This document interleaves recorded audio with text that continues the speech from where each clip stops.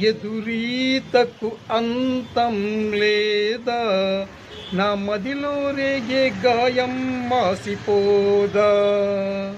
ఎదురీతకు అంతం లేదా, నా మదిలో రేగే గాయం మాసిపోదా. ప్రేమించిన నాలవరేమో క్యాషున్నోడితో లేచిపోతే, ఇంకెన్నాళ్ళు ఈ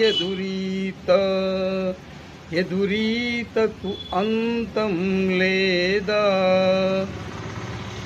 యాసిడ్ బాటిల్ నా చెంతన ఉన్న దాహం తీరదులే. యాసిడ్ బాటిల్ నా చెంతన ఉన్న దాహం తీరదులే. ఎదురీతకు